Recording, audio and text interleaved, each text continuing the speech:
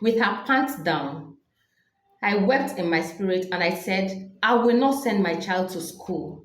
And I'm sure nobody is going to tell the child's parents or the child's mom why that happened. It will be oftentimes you hear people say, this child is of age to start school. This child is overly of age to start school. Oh, this child ought to have been in school long before now, and so on. But nobody is talking about the child's readiness to start school. Nobody is asking if that child is ready to start school.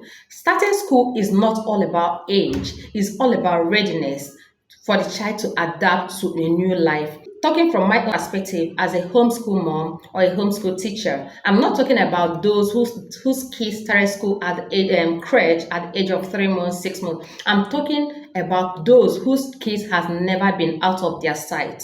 So now, this child that you want to send to school, have you asked if this child is ready mentally, emotionally, and otherwise to go meet new people, to go spend long time over 6 hours with new faces, new people, parenting and teaching them? No, we have to put all that into consideration. So for me, I think that a child's readiness to start school has to do with communication. That child should be able to communicate.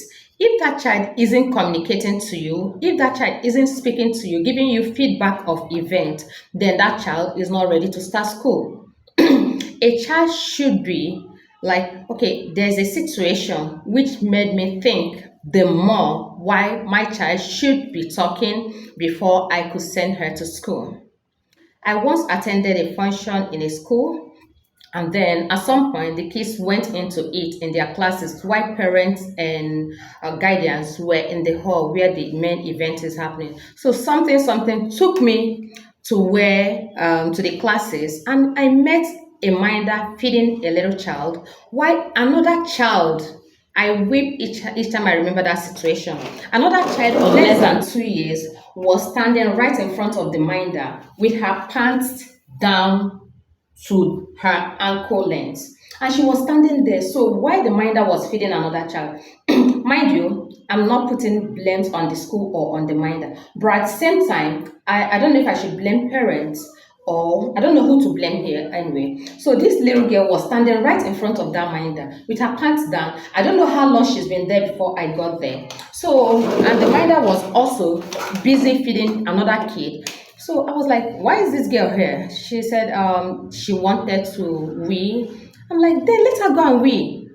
Is it better she wees here or mess up her clothes? And I'm sure if that child messes up her clothes, nobody is going to tell the child's parents or the child's mom why that happened. It will be like, oh, she wet her clothes in school. Oh, she did this in school. Meanwhile, this girl stood there for a long time. I know some kids who only speak when they are pressed, like when it's really like 99.9% out. They will not tell you, I want to wee. But then this child stood there. So that was when she now asked the child, okay, go and wee. My mind, I don't let my kids go to the restroom alone. Even if they go there, I know this is my personal restroom, but I'm still there to make sure they wash their hands, they don't touch anything. This little girl walked from that classroom down to their restroom with her pants down. I wept in my spirit and I said, I will not send my child to school until she can tell me what happens in school. So this is one. This is almost or over a year I saw that, but it keeps replaying in my head what these kids go through out there. I know this might not happen in all the schools, but at the same time, you can't have 10 minders to 10 kids in a school. Definitely, there must be a child who is not assigned, even if you have enough handful of minders or caregivers in that school, there must be a child who is not having one at a time. So when I think of what they may go through, I said, until my child is ready to start school. And each time I tell my 2 year old, okay, then 1 year old, oh, mama, you go to school, you go to Jesse's school. She'd be like, no. In the house, she already knows the names of the teacher. No, I don't want Mrs. Who to teach me. I don't want, mommy, you're my teacher. You keep teaching me. And that was fine. Each time she said that, I never argue with her. I never even have another thought of sending her to school. I enjoy doing it. You understand? So, but then we moved out and we started talking about a new school. And she started telling me that she wants to go to school. You see the readiness. Now, this child who has never, like, even when the brothers are going to school, I expect her to cry. Oh, no, I want to go. No, she'll tell me, no, let them go. I want my mom to teach me. I don't know why, but she said she is ready to go to school. So we'll let her go because she is ready. And the good thing is that this girl will tell you every step of how things happens, the series of events. This shows that she is prepared. You understand? So this mental preparation is very important.